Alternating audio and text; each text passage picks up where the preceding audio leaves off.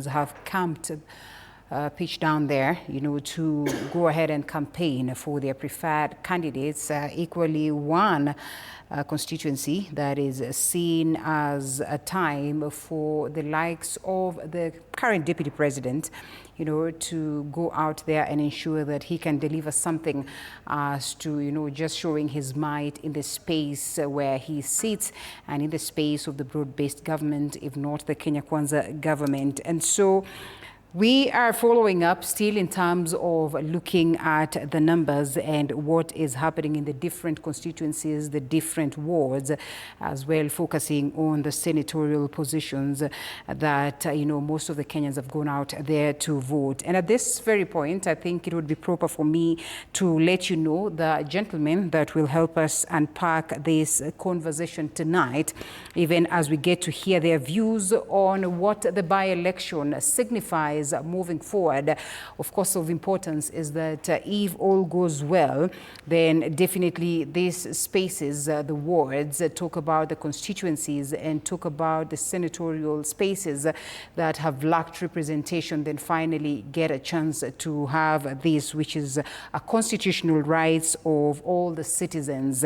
And the likes of Manisa, they would say they have missed out on representation for quite some time right now upon the demise of their own leaders. So we have the gentleman on set with me this evening, Joshua Nyamori, advocate of the High Court. Senior, thank you so much for creating time. And next to him is also an advocate of the High Court, Ishmael Nyaribo, asante sana. And we also have Kevin Osido, a household name when it comes to this space. I think Joshua too as well has frequented this space, or at least have been with me on set, and Executive Director of Governance, County Governance Watch, that is Kevin Osido. Gentlemen, thank you so much for creating time to be with us this evening.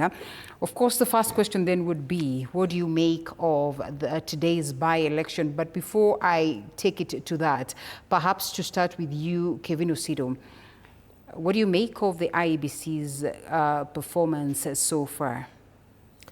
Thank you so much. I believe that the Commission has tried to deliver on its mandate.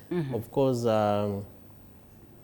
probably Kenyans expected much more than what we have seen.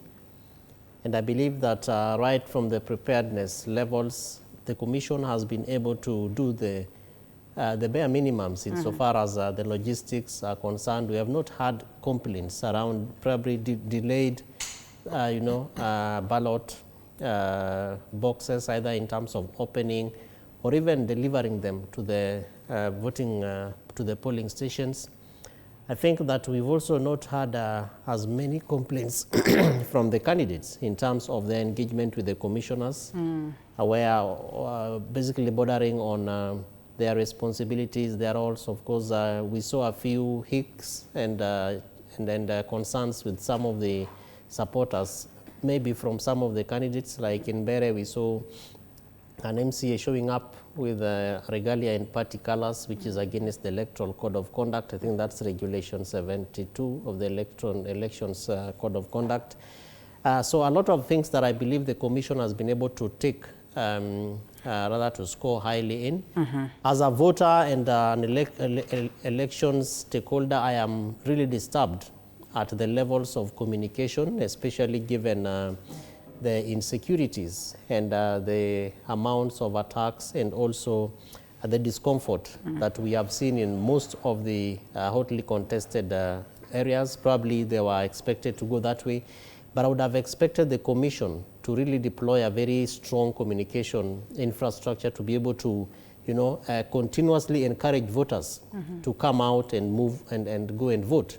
And despite reasons as to why by-elections might have a low turnout, for a commission that that was put in place, of course, just a few months ago, and based on the background of expectations of Kenyans coming from the Gen Z demonstrations, where Kenyans were calling for a reconstitution of the IEBC, and therefore evoking Article 104 of the Constitution around the recall clause, and just the general discomfort of elected leaders, would have expected that the Commission would have developed much more robust communication mechanism, therefore, to be able to constantly, communicate and assure voters that as much as you are seeing a lot of some bits of insecurity that maybe might, shun you away, but we are here, we are in charge.